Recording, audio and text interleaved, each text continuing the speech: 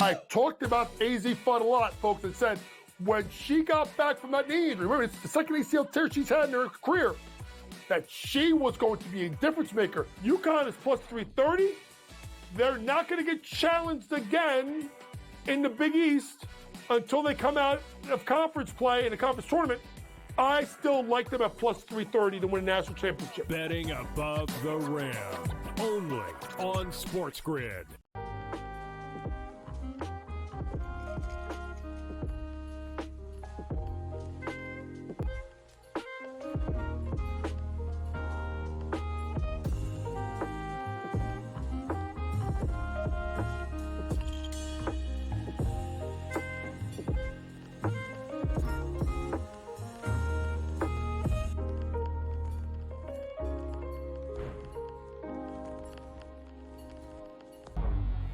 Two guys that can do it all. Too much electricity this morning. This is a good time. We're having a lot of fun. I had to do a triple take. Ka-ching! Why? Because of parity. I didn't mean to offend. Yeah, it's not going to happen. Load management is a dirty word. Let him rip. You know what? Circumstances provide the results. What? How do you do this once? Oh, Donnie, you got such a good show there. A network that is booming. The Early Line, only on SportsGrid. You watch playoff games. The playoffs are all that matter, and the league's got an issue. They just don't want to admit it. They brag about how huge they are, how global they are, ratings are through the roof, profits are through the roof. I mean, between the NBA and NHL lying about their ratings and the money they make, I'm sick and tired of it. Ferrall Coast to Coast, only on SportsGrid. Ferrall has taken over. Let's go. It's Ferrall. Coast to coast. Steaks, chicks, stacks. You and I are going to make a lot of money. It's Ferrall. Coast to coast.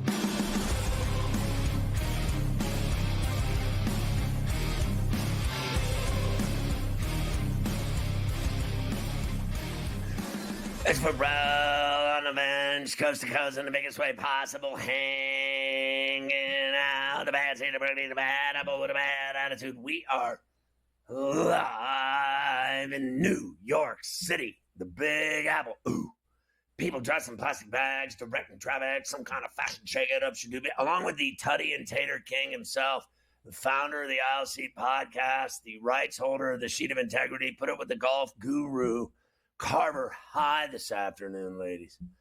Mafia is running it along with Luke, I am your father. The rundown on a Terrible Towel Tuesday, a double shot with Morency again from British Columbia in this very hour, and within these walls of the hour, Mike DeCourcy from the Sporting News from Pittsburgh. We'll have in the final hour our buddy, the fascist, Adam Kaufman from that fascist town of Boston, live from In-Game Live tonight. We'll have him on today in the final coup de grace hour, Carver High. And there's so much going on, baseball, everything else, spring training, cactus, grapefruit, everything else. You got combine news. You got, how about the comeback last night, Carver High, with the T-Wolves? When I put it to rest, they were up 25. I woke up, I almost bit my tongue off. That was a wild game last night. Yes, happy Tuesday, indeed. And I was watching a little bit of it, and I'm like you. I shut it down. I said, forget this. I mean, they're up 24, and me and Joe were watching it on the radio show, too, because he was belly aching. He needed Anthony Edwards to get to 20 or 25 points or something. So when they were getting whacked, so I was like, this game's over. Just shut it off. I go do something else. I go watch the end of the Houston-Texas Tech game. I had a few other things watching the TGL. And then I go back to the phone and I see that they're in overtime. I go, overtime? How the hell did that happen? And sure enough, what a comeback from Minnesota. And that facial block by Ant to seal it. Unbelievable stuff. You know, Minnesota's had like you would even admit this, you've said a couple times, a mediocre type season after the run that they went on last year in the Western Conference playoffs. Going through the motions, they trade away Cat. They got it's been a weird year for them. That maybe is the kind of win last night that maybe that gets you moving a little bit in the other direction with less than 30 games to go. So I had a guy I was talking to today about it, and he couldn't believe I even said it. I was like, they did that without Gobert and Randall. And he's like, Randall doesn't matter on that team. And I'm like, come to think of it, you're right. Like, what has Randall done in Minneapolis? He was way better with the Knicks. There's no getting around it. But they did it last night with a bunch of guys that you don't normally see, Walker Alexander, whatever his name is, and all these guys that you didn't expect to do it were the ones that did it. They had young guys stepping up and scoring in droves, particularly in the fourth. When they were down 25, it was one thing, but they were down 16 with 4 minutes to go, and somehow the Thunder blew that game. Now, I have to tell you, that is not a good optical loss for them. They beat them the night before at the Target Center. Then they go home and they blow a 25-point lead and lose in overtime on their floor in their building. You know what that does? That piques the interest, I can guarantee you, of the Los Angeles Lakers and the Denver Nuggets, who have, as we've mentioned, they have core players now that can beat you. They have guys like, let's face it, we talked about it yesterday. Reeves, Luka, LeBron. And then coach said put Hachimura in there. I'm not willing to, but he is. Fair enough. I respect that. And then Denver with the core four with the Joker and his buddies, Gordon, Porter, Murray. These are teams that are now licking their chops because they think that there's a leak in the ship for the Thunder. I mean, I know it's only one game, but it's an enormous loss, an enormous choke job. And are they going to do that in the playoffs? Build a 25-point lead and melt down again like an ice cream cone? You never know. But tonight, you're going to see one of those teams that's been licking their chops at the opportunity to win the West. A lot of people are like, can they beat the Thunder to win the West? And I say, why not? Any team with LeBron and Luka on it can beat anybody. And then you put that Reeves kid in there, the Hillbilly Mamba. They mean business, and they're taking on his former team, the Mavericks, tonight. It's going to be an enormous game at 10 o'clock. In fact, TNT thinks that they're going to get their best ratings ever tonight for that game. Yeah, look, that, of course, is the spotlight tonight when we get to all the NBA games for later, is Luka taking on Dallas. I think it's going to be a bigger deal when he goes to Dallas for the first time. I think that's really where you put the sauce in the stew. But some of these numbers tonight, they're expecting him to go off. I mean, 30.5 for his points, 47.5 for the points, rebounds, assists. Book's expecting Luka to go off against the Mavs tonight. Those are some pretty big numbers. I know he had a great game Saturday night. That's a lot of lumber, some of those Luka numbers this evening. Well, I'll tell you one thing. Fair enough. You have to really think about it because the Mavericks are relatively shorthanded. All their bigs are out. They got a lot of injuries. They are not the team that, when AD started with them, went out and kicked ass and took names. Then the next thing you know, like ducks on a pond, they just went down one after the next. Gabbard, all of them. So that's why that number is so high. Nobody thinks that the Mavericks can dance with this team tonight in LA at the Crypt in Lipstick City with a, tainted lineup. And this is not like, when you and I make bets and we got one or two star players out and we still bet on the team because they'll cover every time. This is when your whole team is out. What do they got? Kyrie and Klay Thompson playing? That's it? So yeah. I think that's why that number is so high. You got to have some serious stones to go with that 47. That's a very, very big number. So we'll do all of that. It must be that it's going to happen. It's going to happen if they put it that high. It was at 40 the other night, and he got nowhere near that. I'm talking about the night when he had 16, not the night he had 32. The night he had 32, he would have gone over that easy. Yeah. It was the night that it was at 40 when I said, let's go for it. I got the over points, over PRA, and I got both wrong. The 30-plus points, that could be tricky. I'm going triple-double tonight. I think he's going to look to fill it all up the entire stat sheet and get everything working. So we've got that tons of college rack tonight that we'll go through. Houston beat Texas Tech last night. Good game. Kansas struggled late night in Colorado, but they won. They covered too, barely. What was the number that we had it at on a 6.5? 6.5. They won by 7. It was 7.5 by tip. But on Coast to Coast, we had 6.5, and I did put it in as well during the show. So thankfully, I got the 6.5. A lot of people had it at 7, and it pushed at 7. Yeah. There was it was 7.5 as we got closer. We hit a lot of those straggler games. It was the big ones that I got burned on. Nebraska, I didn't hit. The Texas Tech, I didn't hit. But all those other ones, the Wilmington hit, and a bunch of others too. We'll go through them. We will go through all of those. And as you mentioned, NFL Combine today and tomorrow are like the days where all the coaches and the GMs are all at the podium talking for the first time in a while. So we have a few of those today. We'll have a lot more tomorrow. Omar Khan, Steelers GM, talking about their quarterback situation. The great Joe Shane from the Giants. You have the Baltimore GM, DaCosta, talking about the Justin Tucker stuff. So a lot going on in Indy for the Combine. Is there anything worse than Joe Shane? He said today, we might trade up. And then again, we might trade down.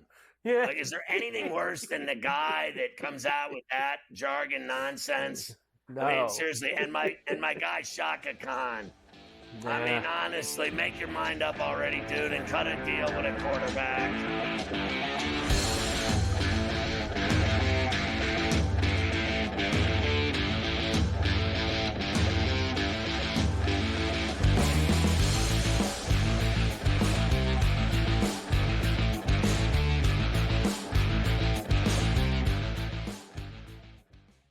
Anyone that's been to a sporting event, the atmosphere before a game, I think Game Time Decisions has that same exact atmosphere. This is our arena. This is what we do. There is going to be an energy to Game Time Decisions that you will feel night in and night out. The excitement you get when you lock your bets in, when you're figuring out what you want to do, we can zone in on the biggest games each night. I want this to be the place that people come to before the games start so they feel as ready as possible to lock in their cards. We are going to hit every single one of those markets that you need to know about. We're going to go through every single thing, and I've got a great team behind me that's going to help me get the job done. There is not going to be a better place, I promise you, than Game Time Decisions to get that new information, react to it, and be able to then bet accordingly. We will have everything at our disposal, and we will use that to our advantage. I'm Kevin Walsh. Tune into Game Time Decisions from 6 to 8 p.m. Eastern on SportsGrid. We know the Knicks are talented. They're 37-20. It's not a bad season by any stretch. They're just not being the upper echelon team. This is the Knicks team right now. They're a very good team. And I'm a Knicks fan. You can't look at there and say, this team can win a championship. They're not good enough. They're not good enough defensively. Are we the New York Knicks or are we the New York Fugazis? Just forget about it. The Early Line. Only on SportsGrid. Is that kind of helpful when it comes to preparing for a major? Is that you're just like 1 foot in front of you at this point? Ideally come to a place here at Bay Hill where I've had good success in the past. I've only played it the last 21, 2, 3, and 4. So, but I've played it well, and I really like that we're heading there with where I'm at right now. I think it's going to tell me a lot. The Smiley Show, only on SportsGrid.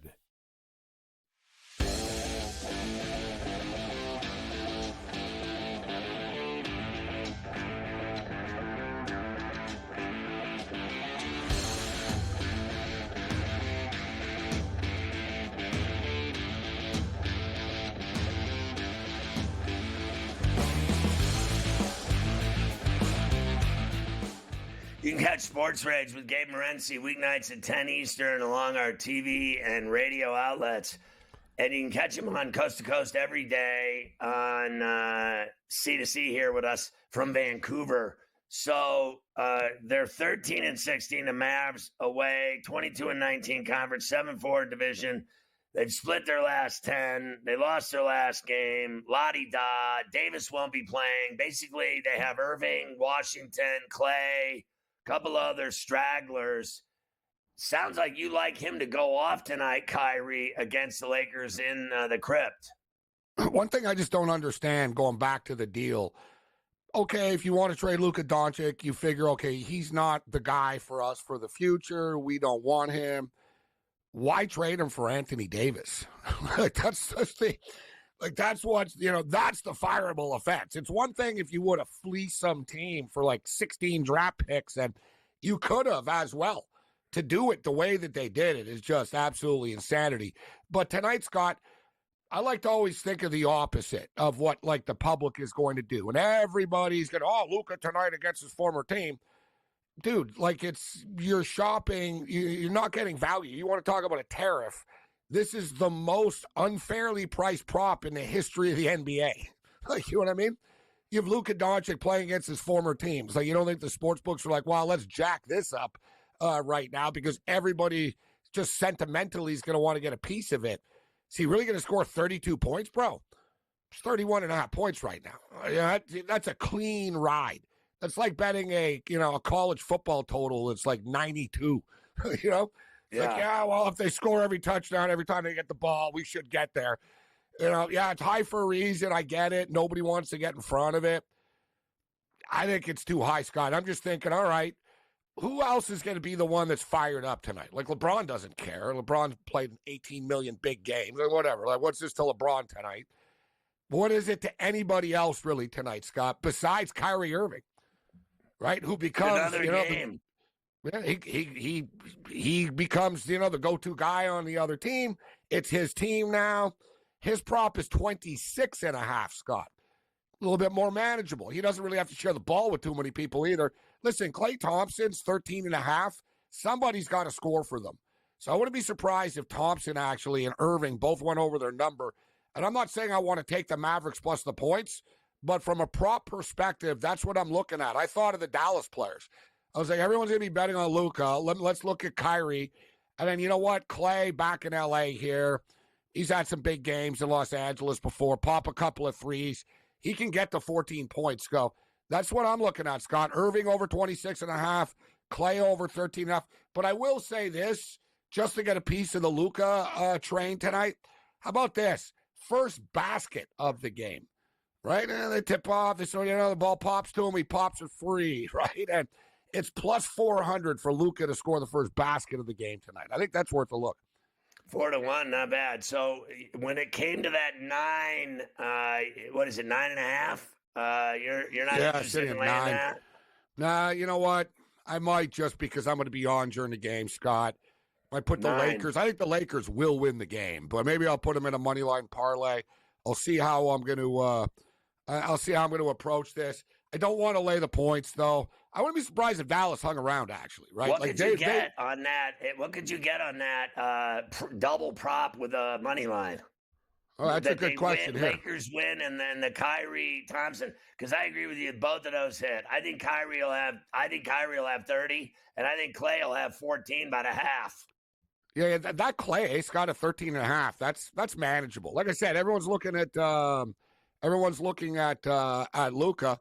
All right, so let's put this in here. Same game parlay. 47.5 are crazy. So Klay Thompson over 13.5. And Kyrie Irving over 26.5, and Lakers to win the game pays. Well, it's not bad, Scott. Plus 475. I mean, there you go. That's the bet right there. I like that. I try to resist these same game parlays. I play these things up, right? But you got me thinking. I'm like, yeah, you know what? Lakers win. Kyrie goes off for 28, 30. Klay drops 17, 18, and Lakers win, and we get plus 475 back. And we take a little shot without Luka. What would happen if you took the 9 and paired it with that double prop? Oh, now it's going to get into... Now it's getting even juicier. Let's see. If you got the Stones to take the 9 and Kyrie and Klay go off and they beat the Lakers Here it is, in Scott. LA with the number, what's the payout? Minus 8.5 points. They're doing it like in the same game parlay. Everything's by a half. So we go minus 8.5 is plus 900 now. Lakers to win by 9, Kyrie over 26.5, Klay Thompson over 13.5. I plus asked 900. you the other way. If you took the 9, if you took the 8.5 and paired it with the Kyrie and Klay, and you took the Mavericks and the points, 9 to 1. No, the Lakers minus the points is 9 to 1. It'll be the same thing. Dallas Mavericks plus 8.5 becomes plus 450 for some reason. They don't add for that. Strange. These same game parlays are weird with the books, what they let you do and don't do. But listen, one thing with the Lakers, Scott, like they can kill you, right? That's the thing. Like one thing, it's almost all or nothing with the Lakers. To be honest with you, the Lakers don't really win and not cover very often, right? I mean, we saw that the other day with Charlotte. Like LeBron is what? He's like 1-29 when he takes the last shot in a game with the Lakers. Right. Like, if you think about it, the Lakers, and I watch every Laker game, the Lakers don't win a lot of close games. Like, they'll lose a close game, or they'll just beat you by 12, 14, 20, right? Everything will be going their way, and they roll, and they beat you. They're a pretty good team, Scott. Like, I heard you talking earlier. I think they're dangerous in the playoffs just because, listen, you've got two dudes that can just take over on their own. And you got two dudes, well, LeBron gets more calls than Luka does, right? Luka complains so much. But there'll be a load to deal with, but I think there's a little bit of a ceiling. Like, I could see the Lakers winning a series or even 2 series in the playoffs, but I don't think they make it to the finals. Yeah, well, we'll see, right? They got this feeling like they're going to do it, and so do the Dubs. The Dubs think they're going because they got Butler now, and we'll see how that pans out. We'll come back with another shot with Morency from Vancouver on Coast to Coast.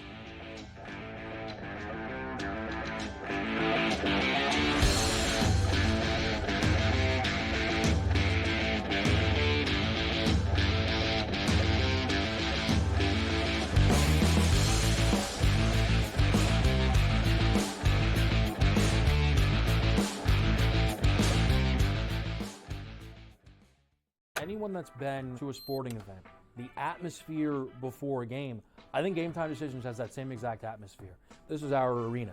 This is what we do. There is going to be an energy to Game Time Decisions that you will feel night in and night out. The excitement you get when you lock your bets in, when you're figuring out what you want to do, we can zone in on the biggest games each night. I want this to be the place that people come to before the games start so they feel as ready as possible to lock in their cards. We are going to hit every single one of those markets that you need to know about. We're going to go through every single thing, and I've got a great team behind me that's going to help me get the job done. There is not going to be a better place, I promise you, than Game Time Decisions to get that new information, react to it, and be able to then bet accordingly. We will have everything at our disposal, and we will use that to our advantage.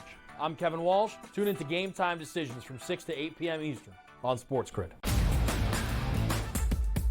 We know the Knicks are talented. They're 37-20. It's not a bad season by any stretch. They're just not beating the upper echelon team. This is the Knicks team right now. They're a very good team. And I'm a Knicks fan. You can't look at there and say, this team can win a championship. They're not good enough. They're not good enough defensively. Are we the New York Knicks or are we the New York Fugazis? Just forget about it. The Early Line. Only on SportsGrid. Is that kind of helpful when it comes to preparing for a major? Is that you're just like 1 foot in front of you at this point? Ideally come to a place here at Bay Hill where I've had good success in the past. I've only played it the last 21, 2, 3, and 4. But I've played it well, and I really like that we're heading there with where I'm at right now. I think it's going to tell me a lot. The Smiley Show, only on SportsGrid.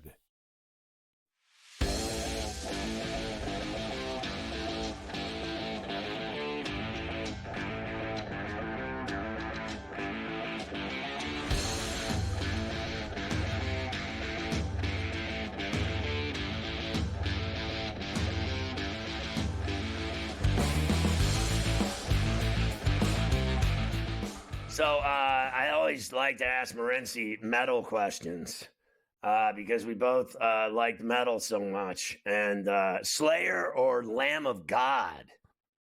I'm more of a Slayer guy, the modern younger fan is more of, I think, Lamb of God has become like one of the big kingpin type of bands.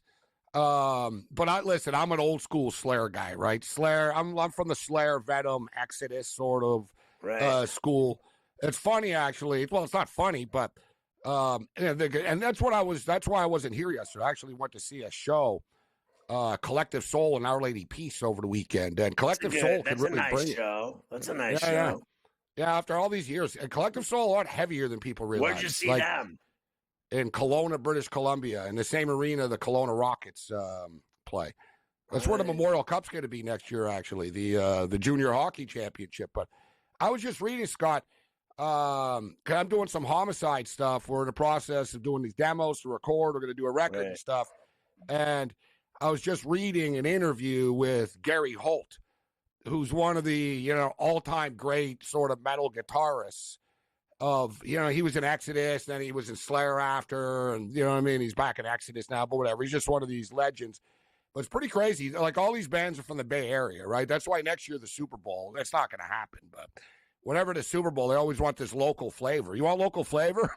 Make it Exodus and Metallica at the Super Bowl next year in San Francisco. I think it would be great. And I was listening to Exodus today, which is so funny because you're like, I'm more of an Exodus guy, and I was listening to Exodus. Well, so Gary Holt, a half hour today in the car. I sat in a parking lot at the store. I had to buy something, and I listened to a double Exodus cut. It was great. Scott, but it's like they're athletes. Like Exodus, Gary Holt has said that he's played so much guitar so aggressively since he's a kid that his tendons are all shredded.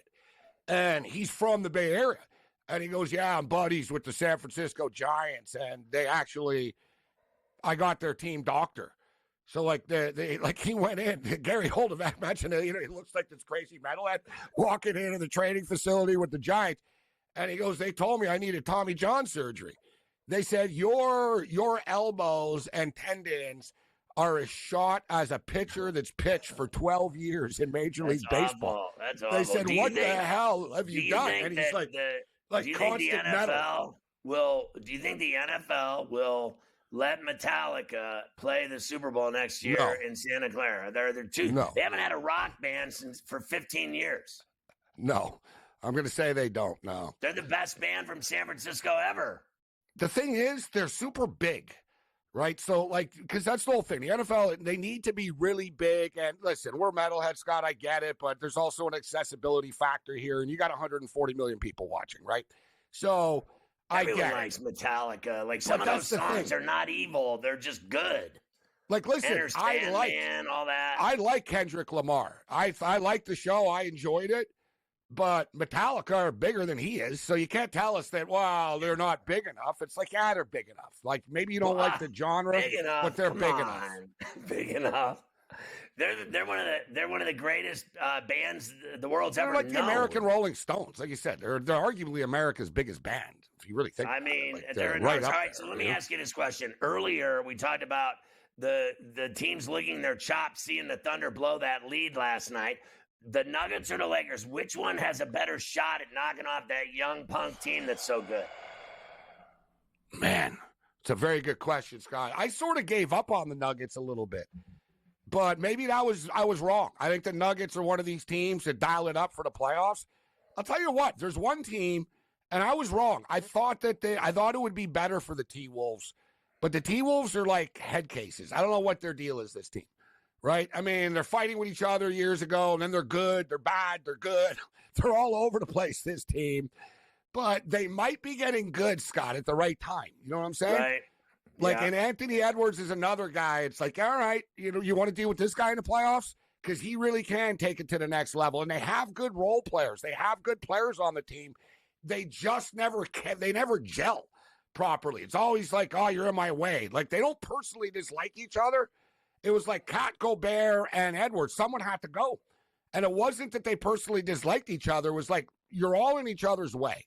And they thought Kat was soft, and now they're paying the price for it. He's lighting it up with the Knicks, right? And like you said, Randall hasn't done anything with them. But they're a dangerous team going into the playoffs, the T-Wolves. I thought Shannon and Dillingham played huge for him last night. McDaniels as well. Alexander Walker, whatever the hell his name is. They all played. They all stepped up big with those guys out of the lineup. Great stuff today, Morency. Good to have you back.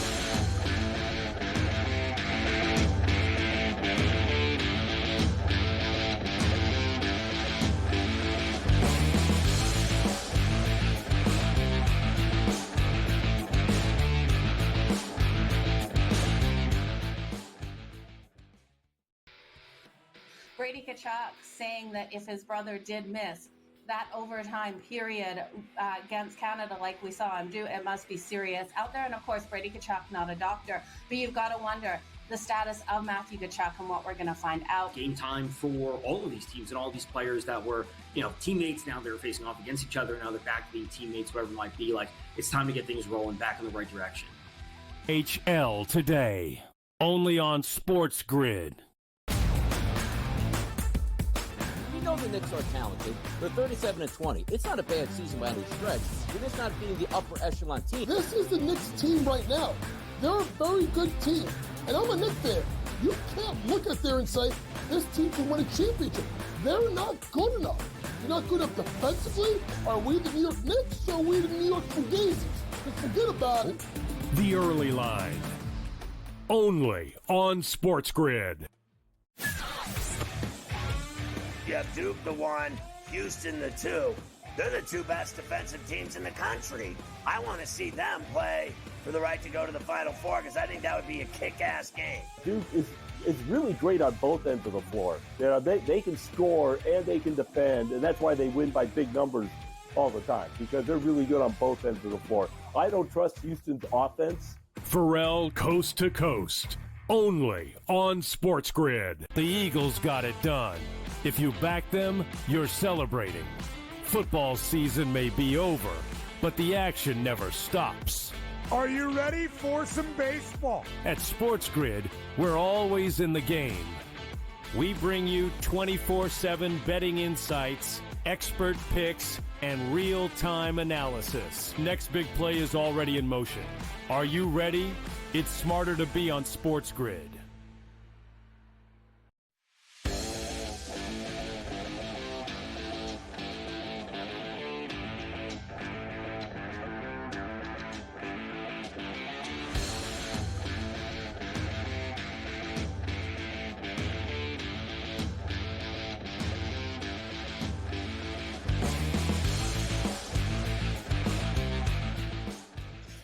All right, so we go from Morency to DeCourcy on a Tuesday per usual. Mike DeCourcy, the legendary scribe from the Sporting News. You see him on Fox Sports as well with College Rack and the Big Ten Network, shilling for my Hoosiers, who, that was a huge win against Purdue.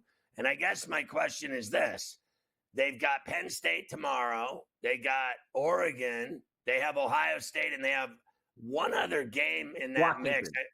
And at Washington, I think they can win against Penn State and Ohio State. They have to beat them, even though, because I saw Ohio State this weekend. They looked awful, I thought, overall. And Indiana's second half against Purdue was the best half of basketball they played in 3 years. And then I think they'll lose at Eugene. People think they're going to beat the Ducks in Eugene to get a big quad one win. That's not happening. But they can win that game in Seattle against Washington, Mike. So if they win 3 out of 4, do they get in? They have a pulse at 3 out of 4. But it obviously you first have to remember that where they stand, which for me at this point is 3 spots out of the field. You have to remember that there are other teams doing other things. Like what if Carolina goes out and beats Duke? Does that supersede Indiana going? I think at that point you'd have to beat Oregon on the road. And in the case of the Carolina-Duke game, it is a home game for the Tar Heels. It also is an enormous game for Duke because they can't afford to lose again and feel comfortable about their 1 seed. I think it's pretty solid, but if you lose that game, you start to think about some of the teams that could pass them, Tennessee, Houston. So that's a big game for both sides in that one. I think that Indiana needs to get at least 3 of the 4 to really seriously enter this conversation, whether it's the Ohio State game or the Oregon game that they win and the other one they give up. But at least 3 of the 4, and then they're in the mix. And then probably they'd have to go to Indianapolis for the Big Ten tournament and do well. And if they're playing at that level, at that point, with 3 out of 4 on top of beating Purdue and Michigan State, I think at that point they'd have a really good crowd in Indy of Indiana fans excited about this team continuing to go farther. And how embarrassing would it be if he got him into the NCAA's 3 of the 4 years he was there and they still fired him? I don't think embarrassing at all, honestly. I think that the program needs a new direction, a new energy. This was not the kind of season that anybody at Indiana, including the coaching staff, envisioned. Even if they make it to the NCAA tournament, it's still not the season that they wanted to have. They did not look at this team entering the year as a team that was scrambling on the final 2 weeks, and then of the regular season, and then the Big Ten tournament to try to build enough quality in their resume to get into the tournament. They were thinking about, can we win the league? And I don't think the talent suggests that they couldn't. They couldn't get the talent to work. They couldn't make it work, Scott. Malik Renew played, I think, 9 minutes in the game. Not Malik Renew. The wing. No, Ballo came off the bench, played 22 minutes. Mbako. Yeah, I apologize for the mess up there. But Mbako played 9 minutes of that game against Purdue. I mean, that's saying that you're not getting the talent that you have to work together. And that's what they're looking for in their next coach. Mavi, you see how this guy stabs me in the chest every week when we talk about my alma mater? Get my tequila and my heart medication and bring it here. I need it. So, Mike, I got to ask you about St. John's. I talked to a guy today, and he said to me, this is what he said to me. He said, they should be a number 1 seed. And I said, I think they're a 4 seed. They're not even a 2 or a 3. They're a 4 seed, even though they're winning the Big East by 2.5 games. You have them in your DeCourcy 12-pack of beers at number 8. Yeah, I have them in that spot, but relative to what I think the committee will do right now, they're a very strong 3 seed. And being in that position means they would get to play the tournament up until, if they make it to San Antonio for the Final Four, they would get to play the tournament in Providence to start, and then across the river in Newark in the regional, if they're able to stay where I have them now. But a 1 seed, not with their resume, they still don't. They're still under 500 against quad 1 opponents. So that's not a 1 seed resume. But they're having a wonderful season, especially given the struggles that they have in making 3-point shots. In modern basketball, you're not supposed to be able to do that. You're not supposed to be able to win at the highest level without making 3-point shots. And what impresses me about this team, and Rick Pitino and his staff recognized this somewhere in the season, they said, look, if we can't make any, they can't make any. And they're doing a phenomenal defensive job on the perimeter. Right. Listen, Mike, I watched that game, and I have never seen a team in a while press like that and have 11 steals and 11 block shots. And you wonder why they're 24-4. I don't care about their quad 1 record. What with their 4 losses? What are they? 1-3 or something? Like, I don't care. When I see even the white guy on the team is running full speed defending his guy, they cover guys like stink on you know what. I have never seen a press like that. Like, I think Houston and Duke are better defensively on the full half court. But on the full court, from end to end, my best defense that I've seen in college basketball is St. John's. What St. John's has that's different than Houston, who I watched last night against Texas Tech. Houston had Texas Tech convinced that any layup was a block, and they stopped taking them. They stopped attacking the rim. Every time they got near the bucket, it was, okay, what kind of twisty floater can I throw up there and see if it maybe goes in? And that ultimately beat Texas Tech. With St. John's, they don't have quite that fear factor inside the lane, but they are as impressive a perimeter defensive team as I have seen in a long time. They have that great length with Kadari Richmond, with R.J. Lewis. They are really hard to get a good quality shot against. And there's an epidemic, Scott, of players fouling 3-point shooters, closing out too fast, too hard, too recklessly, and fouling 3-point shooters and putting them at the line for 3 free throws. I've seen more of it this year than I think I've ever seen And I don't see that from St. John's because they know how to close out. They know when to be there for the shooter. They know how to stop the perimeter shot from being effective. It's a really impressive thing to watch. Rick Pitino is as good as anyone that's ever done this, Scott, especially like they used to have, when we were kids, they used to have this thing they called IROC, the International Race of Champions. I remember. And it was basically every driver was supposed to be driving the same car, so to speak. And Rick Pitino would be unbelievable in IROC because if you give him a car, he's going to beat you. If it's the same car as the guy next to him or whatever, he's going to win that race. And that's what impresses me the most about him over the course of his career. So Oregon came back from 17 down on Wisconsin at the Cole in Madtown. There's something about that Badger team, though, with their guards and the way they play. Can they recover from that loss and still go on a run in the Big Ten and in the NCAAs? You have them at 12. They absolutely can. What I love about that team is the versatility offensively. They have two essentially 7-footers who can play on the perimeter and make shots and can hang around the bucket and pass out of the post and score in the post if they're singled up. And so that is a different element than a lot of teams have out there. And their guard play, John Tonje creating opportunities for himself, Nate Blackwell creating for himself. Excuse me, it's not Nate Blackwell. Blackwell for the point guard. He's just does an amazing job around the rim, getting to the lane and making things happen. It's a terrific offensive basketball team. And defensively, look, it broke down at the end of that Oregon game. But in the end, that's an excellent basketball team that has great possibilities. Yeah, like they're scary good. And I mean, I think they're tough. And I was surprised that they blew that game. And that's why I don't think Indiana can go to Eugene and beat that team. They mean business. And they've knocked off 3 or 4 of the best teams in the country this year. The Ducks mean business. I still think Wisconsin does as well. Mike DeCourcy's on the take for the Hoosiers. Good to see you, Mike.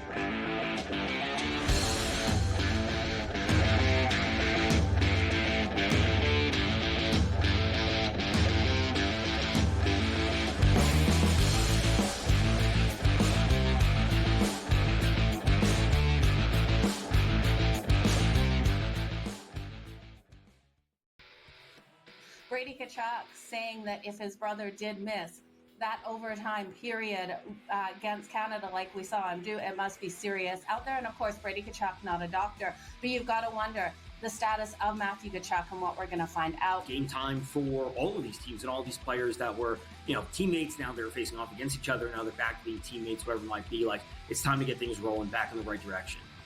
HL today, only on SportsGrid. We know the Knicks are talented. They're 37-20. It's not a bad season by any stretch. They're just not being the upper echelon team. This is the Knicks team right now. They're a very good team. And I'm a Knicks fan. You can't look at there and say, this team can win a championship. They're not good enough. They're not good enough defensively. Are we the New York Knicks or are we the New York Fugazis? Just forget about it. The Early Line, only on SportsGrid. You have Duke the 1, Houston the 2. They're the 2 best defensive teams in the country.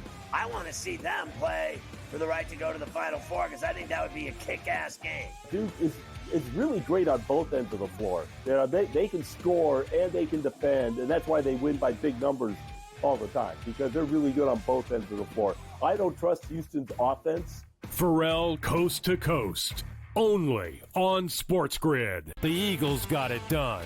If you back them, you're celebrating. Football season may be over, but the action never stops. Are you ready for some baseball? At SportsGrid, we're always in the game. We bring you 24/7 betting insights, expert picks, and real-time analysis. Next big play is already in motion. Are you ready? It's smarter to be on SportsGrid.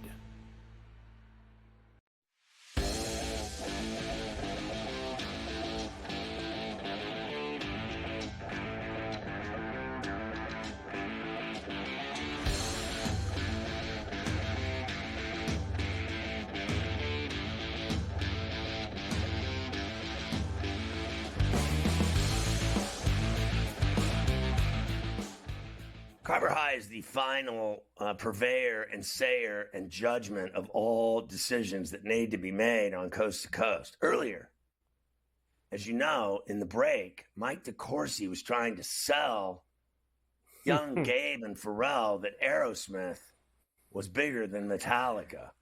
The question begs, who's bigger, Metallica or Aerosmith? I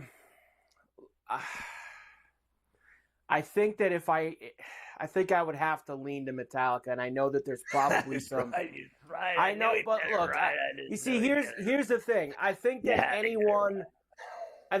anyone under, and this is nothing against, it just is what it is. I think anyone under 50 is probably an automatic Metallica, and I think anyone over 50, it's probably 50-50. Like, you're over 50, you would pick Metallica.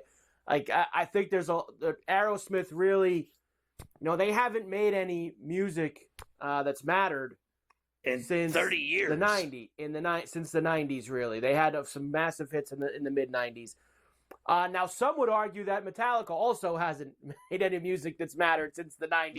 That's not accurate. Out. They've made all kinds of killer albums out. All kinds.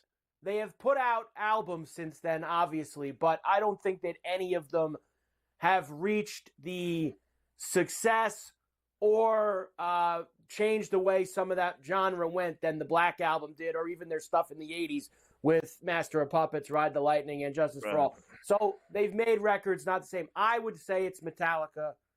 I think it would be great to see Metallica as a Super Bowl halftime act, but I agree with Gabe. I don't think there's any chance in hell it would ever happen. I don't think there's any way that they would ever make Metallica. I do think there's a chance because I think they have enough hits that were not evil that are popular enough for 15 minutes to play. And they have played it for Giants games, and they are the best thing that ever happened to music in San Francisco ever. I've been to their studios in Sausalito. I've worked with them in San Jose. I did the acoustic album. That's me on the album doing all the calls with the fans requesting songs. And I just think they'd be fabulous at the Super Bowl. They just continue, and I don't have a problem with their decisions. But, I mean, how many years in a row are we going to do rap? Like, I get it. I get it. Right. Hip-hop's great. I think it's great. And it is. Like, I like Dr. Dre and Snoop and all that. And I'm not a fan of this guy that they had on this year. No. Whatever his name is. And listen, Kendrick Lamar, that's great. He was great. Everything's great. But how many years in a row are you going to do the same thing? I mean, how many years in a row are you going to do the same damn thing? And, honest to Christ, they used to mix it up. Like, now you're in San Francisco. Why don't you do something that people there like? People there like Metallica. Right. Now, there's one other rock band in the last 5 to 10 years that I thought was big enough that could have done the Super Bowl halftime show.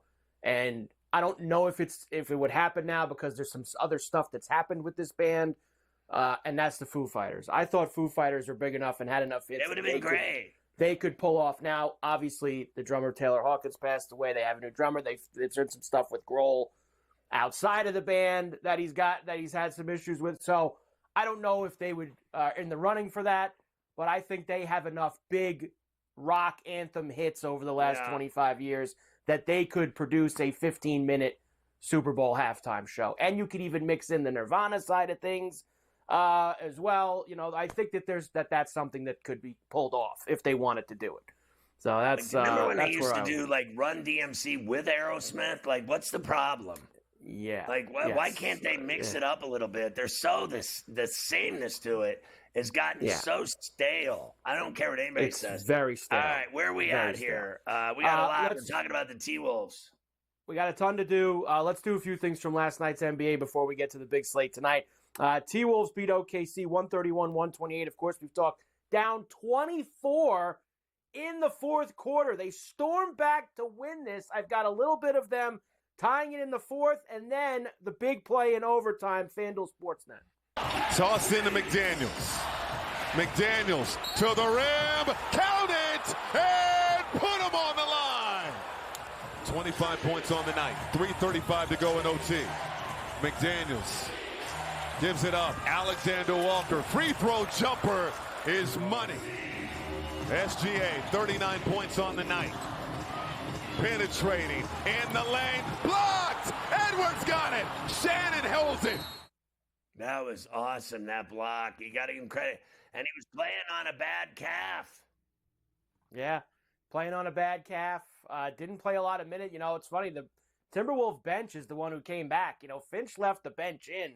They were the guys who got them back in the game, and he kind of let them finish the job sometimes. Now, we've played this guy Finch a lot in the playoffs last year. We haven't heard him from this year. One thing I'll say about Finch, he cries a lot. He cries about the refs. He's a town crier. Any other coach in the NBA, even in a win last night, a historic 24-point fourth quarter comeback, he had to complain about the refs. It's so frustrating to play this team because they foul a ton. You know, they really do. They foul all the time. And then, you know, you can't really touch Shea. And it's a very frustrating thing, and it takes a lot of mental toughness to try to play through it. And, you know, we just eventually were able to get downhill and force the issue ourselves, and we're rewarded for it. Yeah. They won the game. I mean, is there anything worse than a guy? You know what that reminds me of is Luka Doncic when he's still crying after he gets the call. He gets the call, he's at the line, and he's shooting the N1, and he's still bitching. I mean, it's just it never ceases to amaze me. What are you complaining about? You won the game. Shut up. Honestly. It is amazing. It is amazing that they're still crying even after all of that. But a great win for the Timberwolves. We'll see if it can turn a little bit of their fortunes around this season. All right, we'll come back. How about another huge night for Cade Cunningham last night? We will talk about that. The Pistons have been rolling, and an historic night for the Joker. He's done so much, it's rare you can say historic. 19 dimes? You kidding me?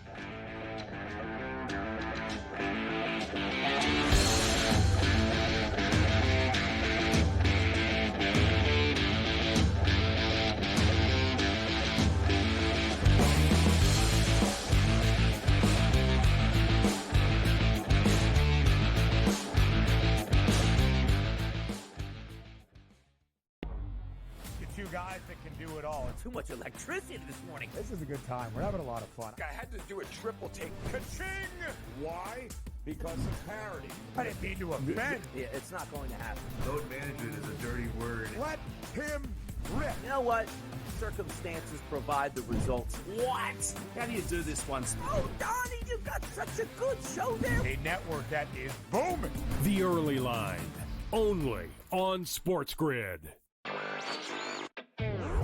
I guess this is the battle for second place in the NBA's MVP. It's been Shai Gilgeous-Alexander. He was like minus 250 a couple months ago. Then last month it was 3-1. He's now up to minus 440 here. Voter fatigue is a real thing, but there is a chance for him to maybe go on a hot tear, go on a stretch that maybe opens the conversation back up a little bit. I wouldn't say Shai's completely out of the woods just yet. Newswire, only on SportsGrid. You have Duke the 1, Houston the 2. They're the two best defensive teams in the country. I want to see them play for the right to go to the Final Four because I think that would be a kick-ass game. Duke is really great on both ends of the floor. They can score and they can defend, and that's why they win by big numbers all the time, because they're really good on both ends of the floor. I don't trust Houston's offense. Ferrall coast to coast, only on SportsGrid. The Eagles got it done. If you back them, you're celebrating. Football season may be over, but the action never stops. Are you ready for some baseball? At SportsGrid, we're always in the game. We bring you 24/7 betting insights, expert picks, and real-time analysis. Next big play is already in motion. Are you ready? It's smarter to be on SportsGrid.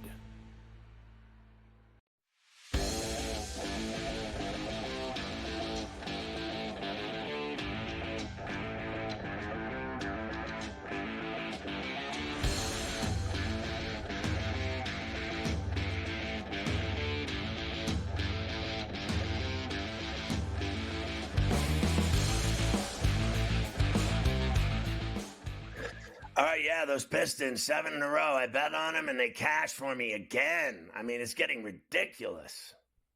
They did do it again, 7 in a row for the Detroit Pistons. Cade Cunningham again, 32 points, 9 boards, 7 dimes, getting involved. FanDuel Sportsnet.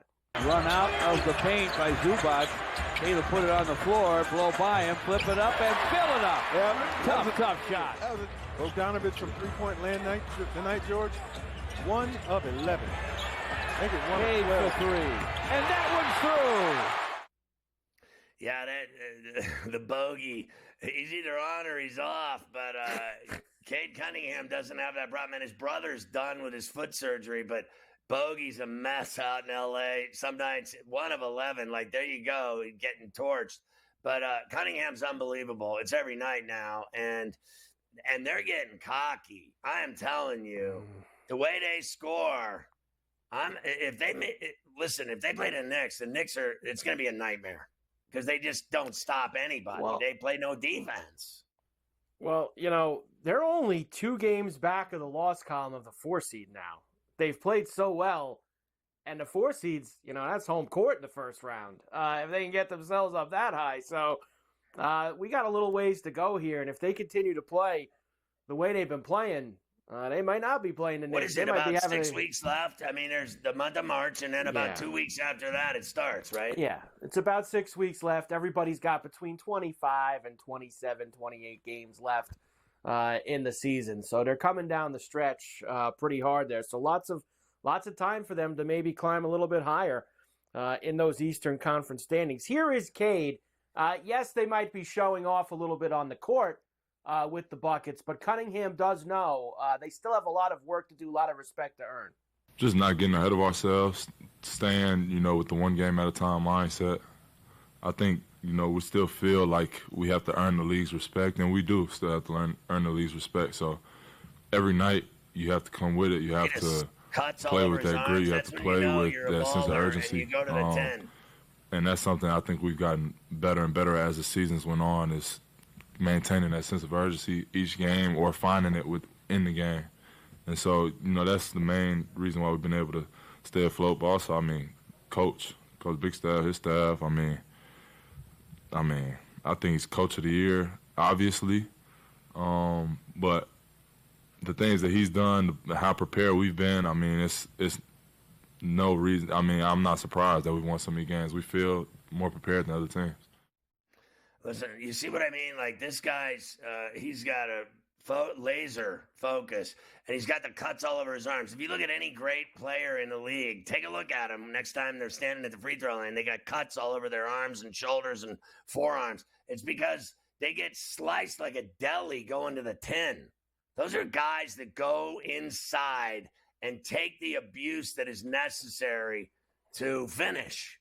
It drives me nuts. Like, I play down under the basket. I play from glass to glass, side to side on the baseline. That's where I play at my size. And then I got a daughter that wouldn't drive if the other team wasn't there. She still wouldn't drive and shoot a layup. I love people that go to the 10. I love players that want to get inside because they're high percentage shots. I love the game, and I just think that it's real simple. Move the ball till you get a good look, and the best looks are down low, 3 feet and in. More than not, you're going to make that shot. A lot of guys don't miss bunnies. They'll make 8 out of every 10 shot from 3 feet. And the game has stretched out to 25 feet. And the game is effed up like that. It's effed up that everything's a bomb shot. It's disastrous. I think the game is so much better for me from the elbows in. I think that those are high percentage shots and the opportunity to score points, and whoever has more points wins the game. I'm not a big believer in, hey, let's shoot 45 threes a night. I think that's the easy way out in basketball now. What St. John's is doing with a 2-point bucket for Luke, his team, that's real basketball. That's real basketball. This other stuff is nonsense. Absolute nonsense. Quickly, 2 things. One thing that Cade said there, Bickerstaff, he's absolutely the coach of the year. This is like the same team. They were the worst team in the NBA last year. I agree. And now he's done a great job. Number 2, you want respect?